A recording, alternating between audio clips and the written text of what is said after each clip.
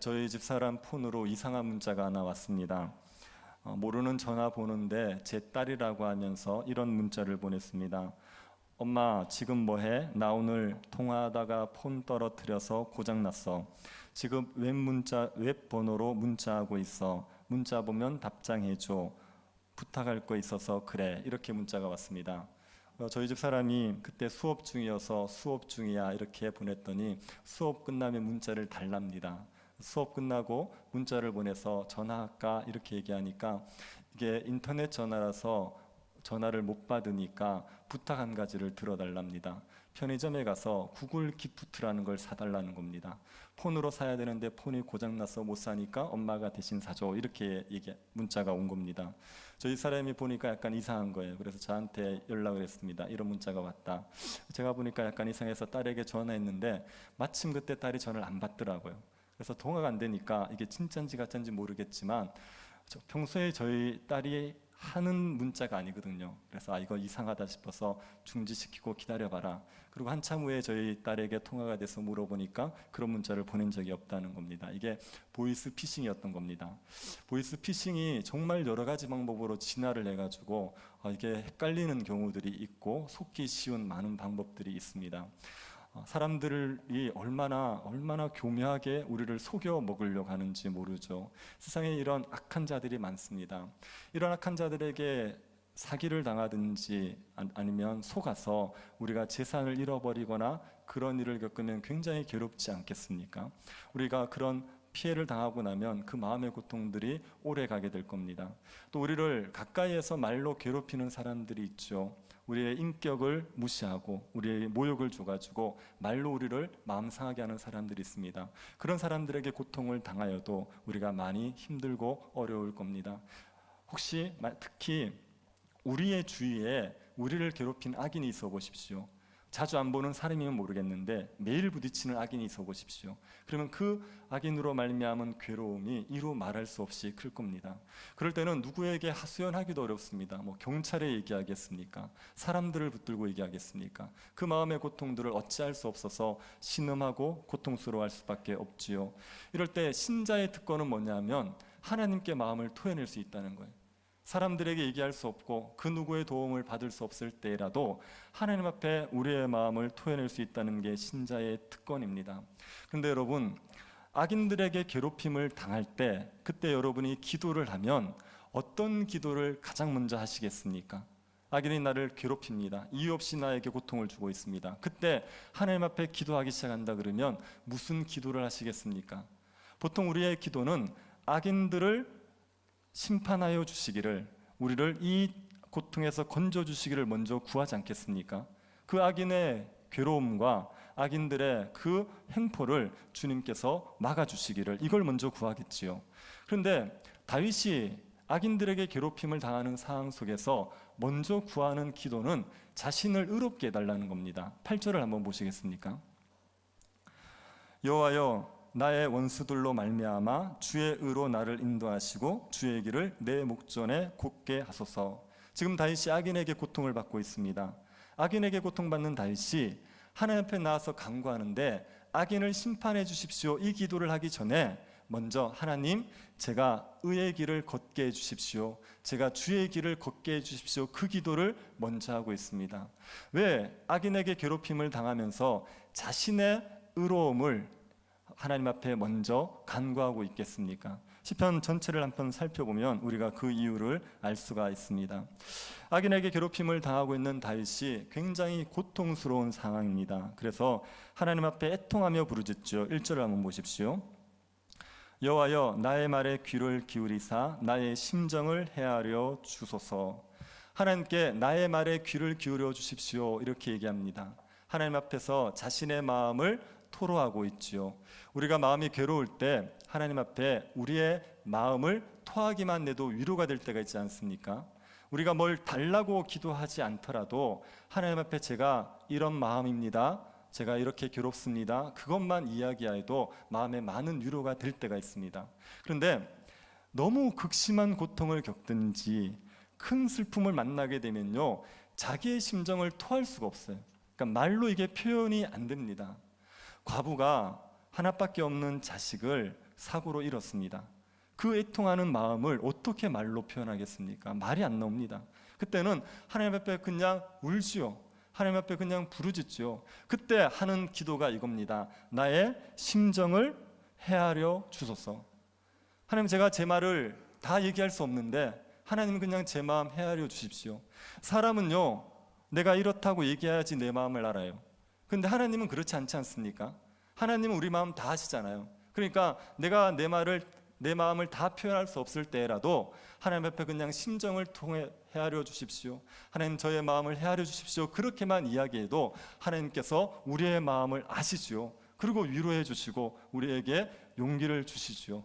다시 지금 너무 극심한 고통이기 때문에 하나님 앞에 뭐라고 말을 표현하지 못하고 하나님, 그저 내 심정을 헤아려 주십시오. 그렇게 간구를 하고 있습니다. 다윗이 하나님 앞에 부르짖는, 이렇게 울부짖는 이유가 무엇이겠습니까? 이것은 하나님이 자기의 억울함을 풀어줄 수 있다는 걸 믿기 때문에 그래요. 여러분, 2절을 한번 보십시오. 다윗이 하나님을 뭐라고 부릅니까? 나의 왕, 나의 하나님, 이렇게 부르죠. 나의 왕, 나의 하나님, 이렇게 얘기할 때요, 왕이라는 표현은요, 다윗의 상황 속에서는 재판장을 의미하는 겁니다. 고대에는 왕이 재판장이에요. 왕이 시시비비를 가리고 억울함을 풀어주는 재판장의 역할을 했습니다. 지금 다윗이 하나님을 향하여서 나의 왕, 나의 하나님, 이렇게 부를 때는요, 하나님이 나의 재판장이십니다. 하나님이 나의 억울함을 풀어주시는 분입니다. 그렇게 고백하고 있는 겁니다. 하나님께서는 인간 재판장과 다르게 공의로 재판하실 수 있는 분입니다. 인간 재판장들은요, 공의로 재판하고 싶어도 능력이 없어서 못할 수 있어요. 재판을 하려고 그러면, 공의롭게 재판하려면 모든 시시비비를 다 알아야 됩니다. 그런데 그것을 다 몰라서 공의롭게 못할 수 있죠. 그리고 인간 재판장들은 마음이 없어서 공의롭게 재판을 못할 수 있습니다. 자기가 아는 사람의 낯을 봐주는 거예요. 자기가 안다고 편을 들어줄 수 있습니다. 그래서 불의하게 재판하게 될 수 있죠. 그런데 하나님은 그렇잖아요. 하나님은 공의롭게 모든 걸 재판하실 수 있는 분입니다. 공의롭게 재판할 수 있는 능력도 있으시고요, 공의롭게 재판할 수 있는 마음도 있으신 분이에요. 다윗은 하나님께서 공의로운 재판장이라는 걸 믿는 겁니다. 그래서 하나님 앞에 저의 억울함을 풀어주십시오. 하나님께서 저를 공의롭게 재판하여 주십시오. 그렇게 하나님 앞에 심정을 통하고 있는 겁니다. 이때 다윗이 언제 기도한다 그럽니까? 3절 한번 보시겠습니까? 여호와여, 아침에 주께서 나의 소리를 들으시리니 아침에 내가 주께 기도하고 바라리이다. 다윗이 하나님께 기도하면서 아침에 하나님이 기도를 들으신답니다. 여러분, 하나님은 아침에 들으십니다. 밤에 안 들을 수 있어요? 하나님이 아침에 듣는다는 얘기가 무슨 말입니까? 아침은요, 이게 왕의 재판을 염두에 두고 하는 표현이거든요. 하나님께서, 왕이 밤에 재판하지 않죠. 왕이 한밤중에 모아서 재판하는 법이 없지 않습니까? 아침에 왕이 일어나면 그때 재판하는 거 아닙니까? 그래서 지금 다윗이 하는 얘기는 하나님께서 아침에, 왕이 아침에 재판을 해서 공의를 이루어주는 것처럼 하나님께서 공의를 이루어줄 때가 있다는 걸 믿고 기도하는 거예요. 그래서 이 아침이라는 표현은요, 공의가 행해지는 것을 드러내기에 딱 좋은 표현입니다. 밤은 불의가 판을 치는 어두움의 세상을 의미할 수 있어요. 그런데 아침에 해가 딱 뜨지 않습니까? 그러면 그 어둠이 싹 사라지는 거죠. 그러면 하나님의 공의가 이루어지는, 불의가 사라지고 의가 충만한 그런 세상이 되는 거죠. 그래서 아침이라는 표현은 불의가 사라지고 하나님의 공의가 이루어지는 그런 때를 말하는 겁니다. 다윗은 아침에 하나님께서 기도를 들으실 걸 믿어요.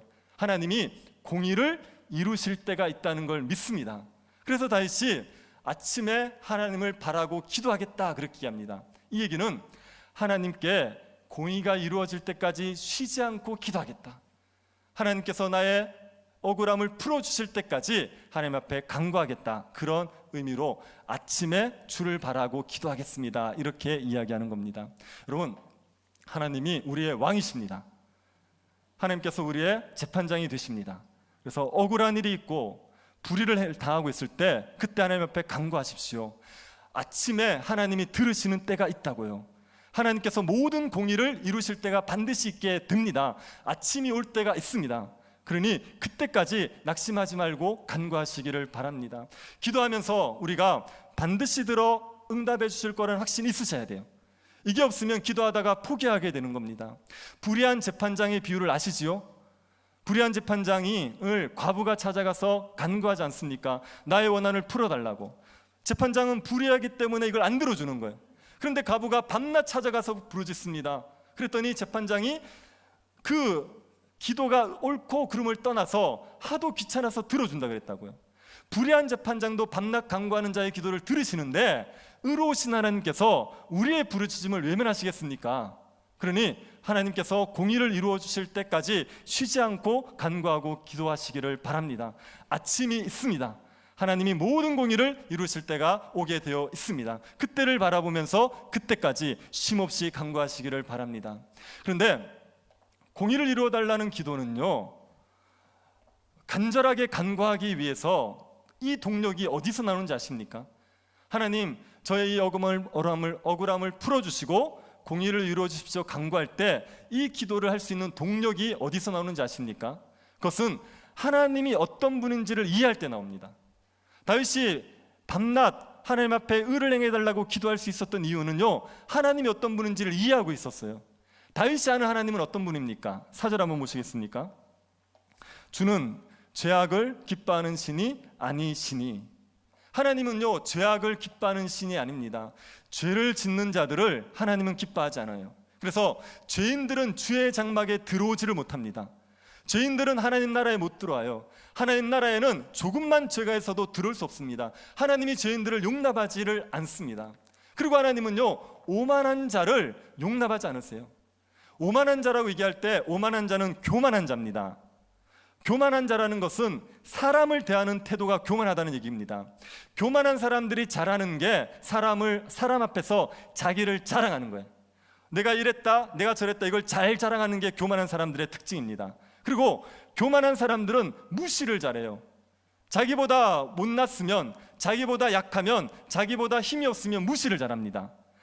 그런데 사람에 대해서 교만한 건요, 하나님과의 관계 속에서 하나님을 무시하는 것에서 비롯되는 거예요. 교만은 사람을 향한 태도인데 그 뿌리를 가보면요, 하나님에 대한 무시에서 시작됩니다. 왜 하나님에 대한 무시가 사람에 대한 교만으로 나타나겠습니까? 어떤 사람이 뭔가를 가지고 있어요. 그러면 그 가진 것은 누가 주신 겁니까? 하나님이 다 주신 거예요. 돈이 좀 있습니까? 하나님이 주신 거예요. 능력이 있습니까? 하나님이 능력을 주신 거예요. 지혜가 있습니까? 하나님이 주신 거예요.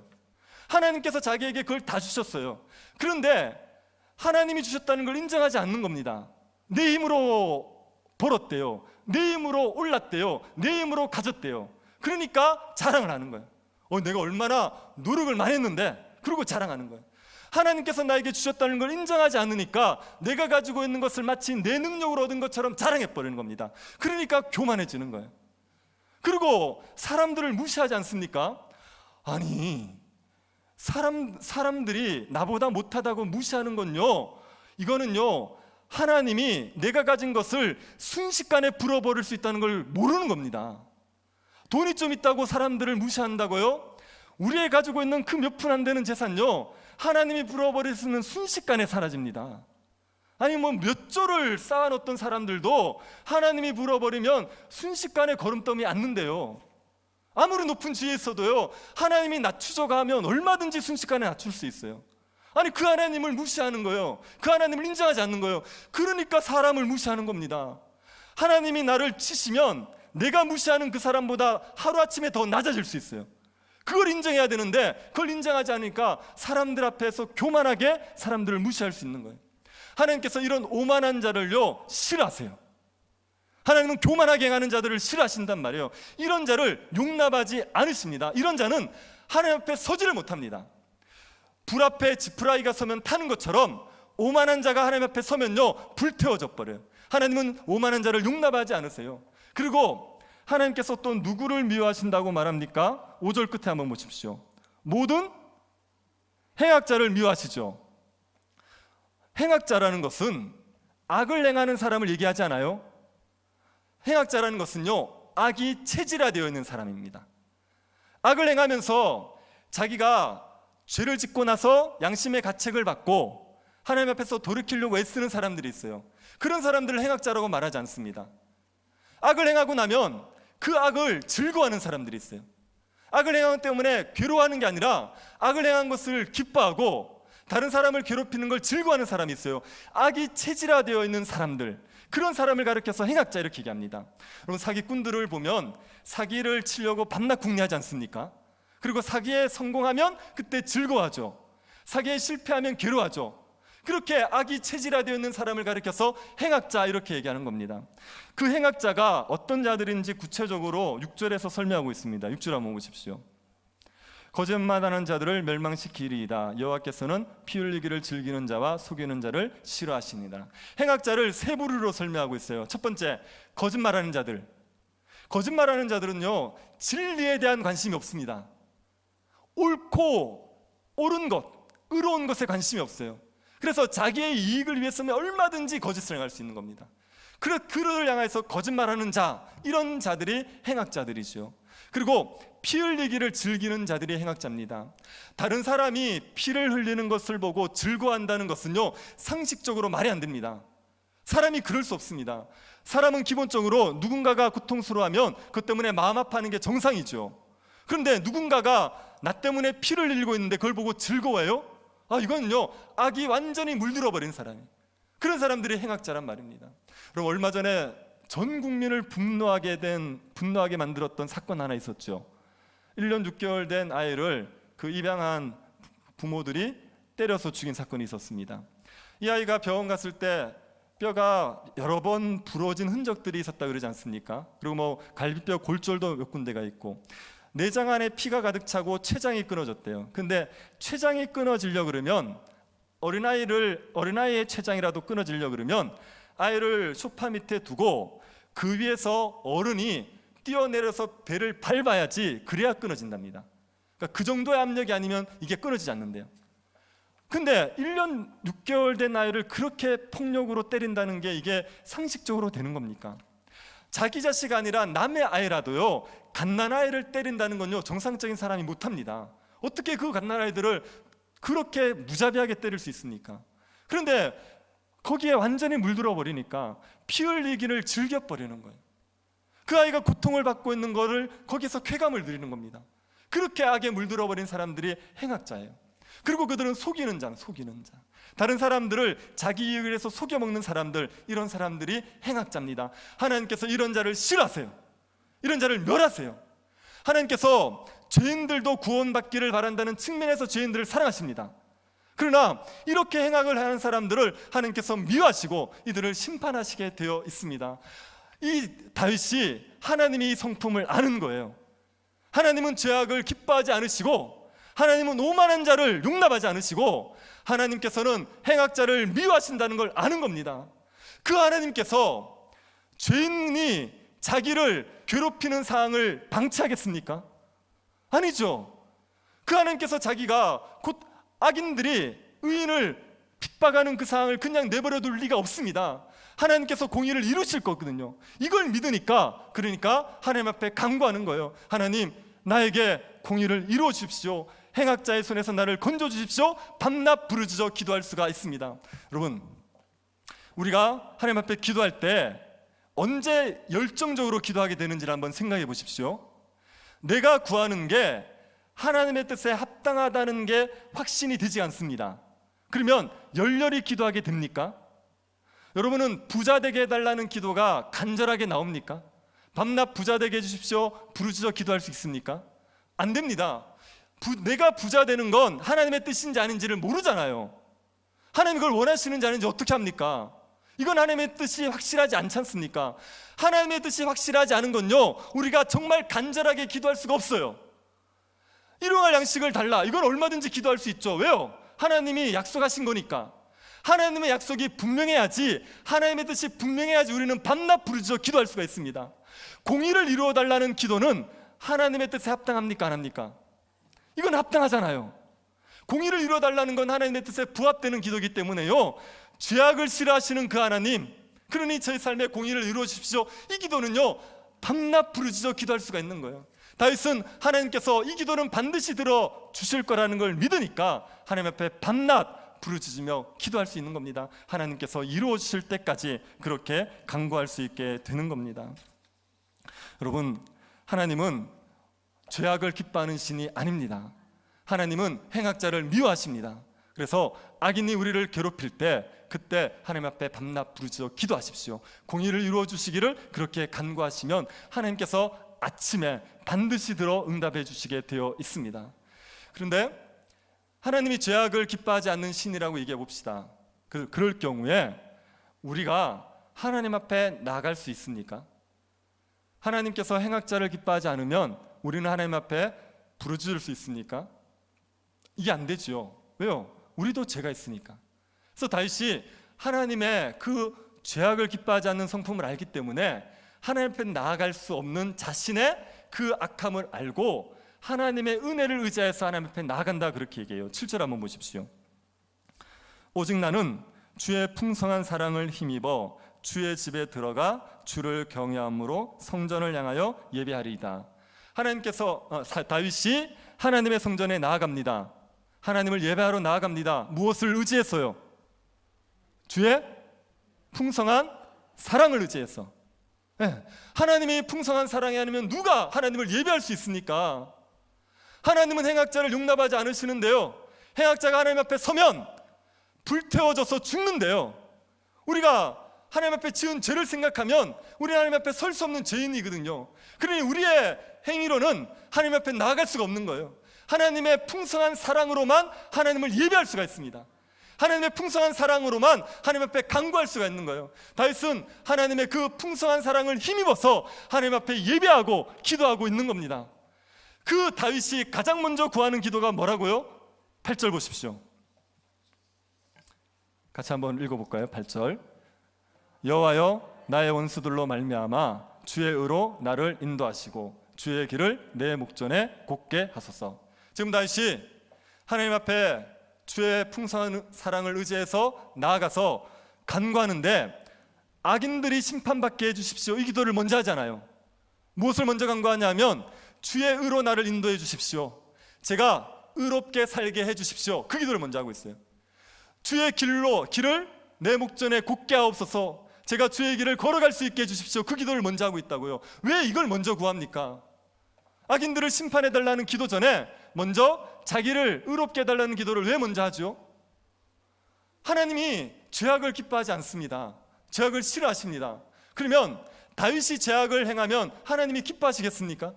싫어하지 않겠습니까? 다윗의 원수들이 죄악을 행하는 걸 싫어한다면 다윗이 죄악을 행하는 것도 하나님은 싫어하시는 거예요. 다윗의 원수들이 죄악을 행하는 것 때문에 하나님이 심판하신다면 다윗이 죄악을 행하여도 하나님이 심판하시게 되는 거예요. 그러니까 하나님 앞에 죄악을 심판해달라고 기도하기 전에 먼저 제가 의롭게 해달라고 기도하는 게 순서지요.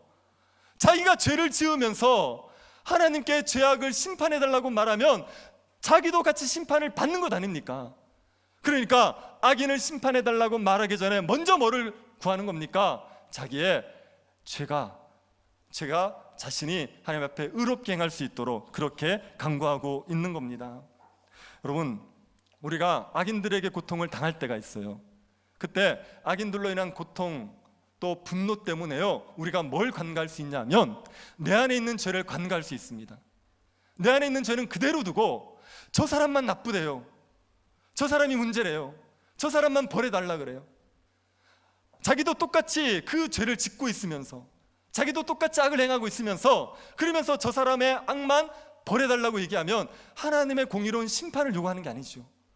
그래서 그 악인들의 죄를 정죄해달라고 말하기 전에 먼저 자기 안에 있는 죄를 죽여달라고, 자기를 의롭게 해달라고 기도하는 게 먼저 해야 될 기도입니다. 우리가 자주 범하는 실수 있죠? 다른 사람의 눈에 뭐죠?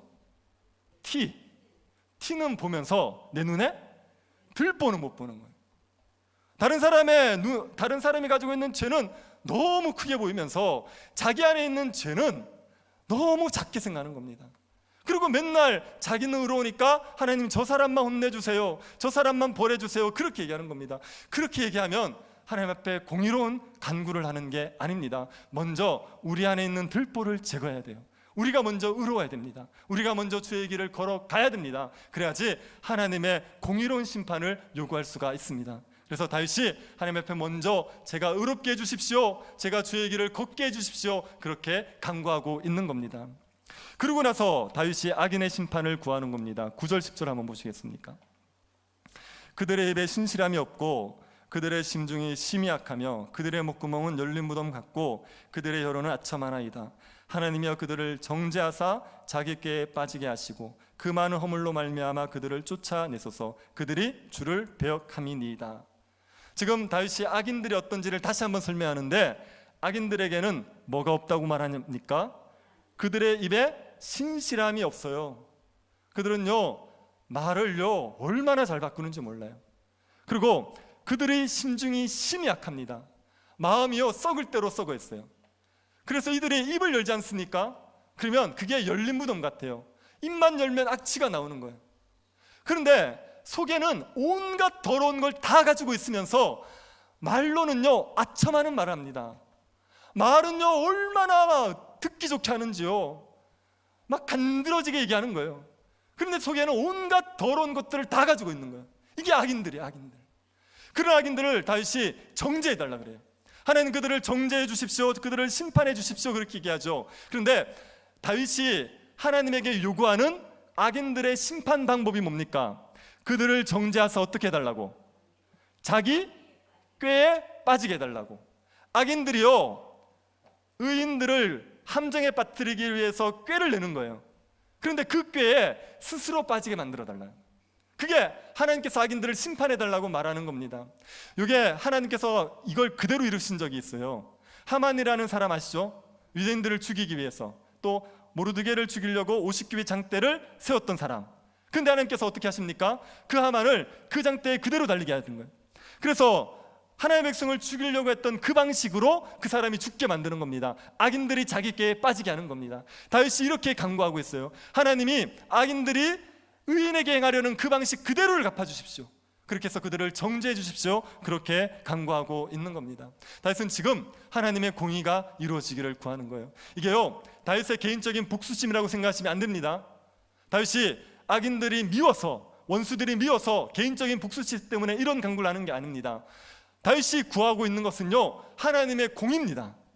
공의가 이루어지는 현실이, 공의가 이루어지지 않는 현실이 괴로운 거예요.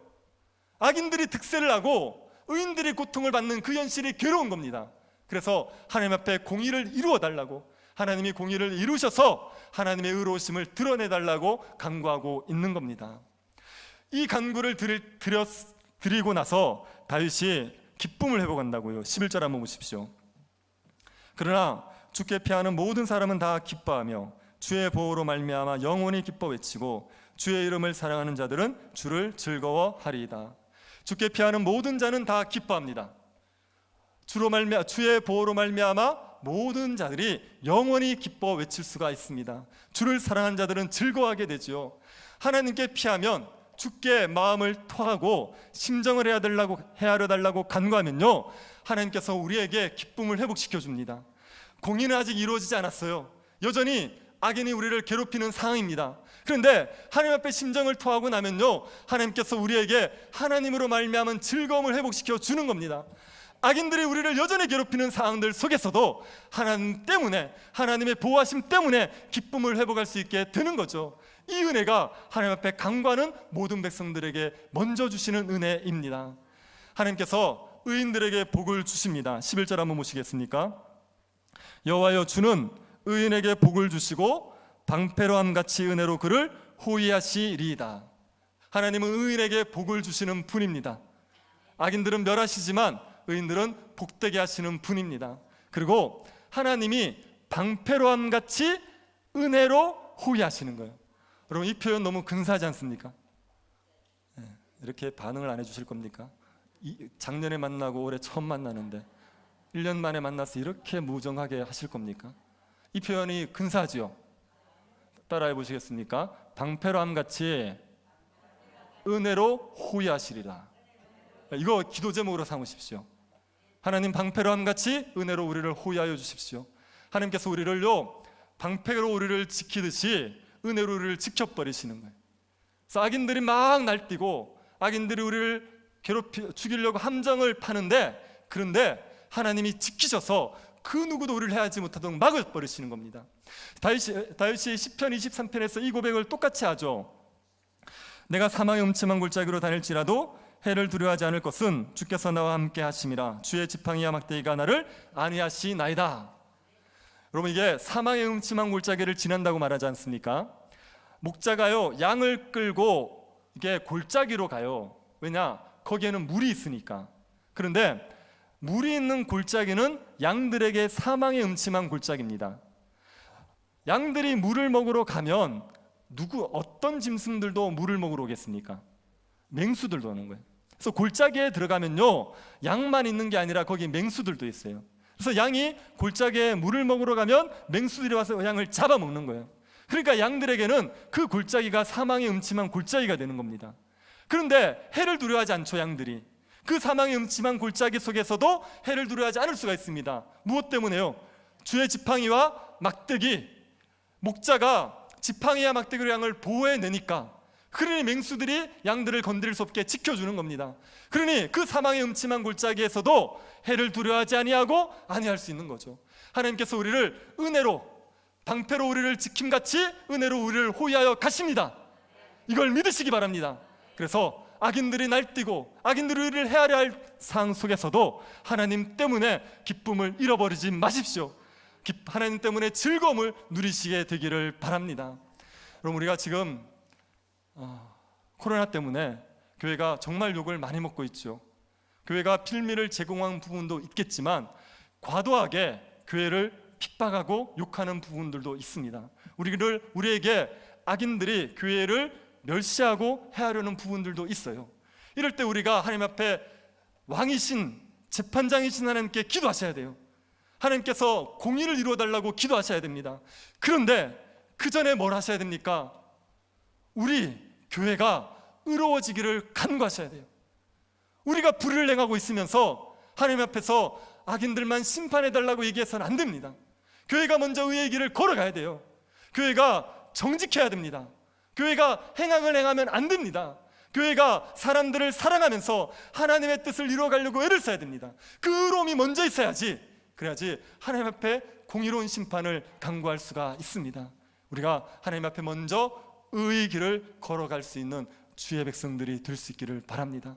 그리고 악인들이 우리를 우리를 괴롭힐 때 공의로우신 하나님께 의뢰함으로 말미암아 하나님이 우리를 지키실 것을 믿고 그 속에서도 기쁨을 누리며 살아가는 주의 백성들이 될 수 있기를 간절히 바랍니다. 하나님께서 우리의 왕이 되어주심을 감사드립니다. 죄악을 싫어하시고 공의를 이루시는 하나님을 알게 하시고 우리가 의의 길을 걸어가게 하여 주옵소서. 거짓을 행하지 않게 하시고 오만한 자가 되지 않게 하여 주옵소서. 속이는 자가 되지 않게 하여 주옵소서. 신실함이 없고 마음이 부패하고 아첨하는 자들이 하나님의 정죄받음을 기억하고 주의 길을 걸어가는 주의 백성들 되게 하여 주옵소서. 악인들이 괴롭힐지라도 하나님을 방패로 삼아 기쁨을 잃어버리지 않는 주의 백성 될 수 있도록 은혜 베풀어 주옵소서. 걸어가신 예수님 이름으로 기도드립니다. 아멘.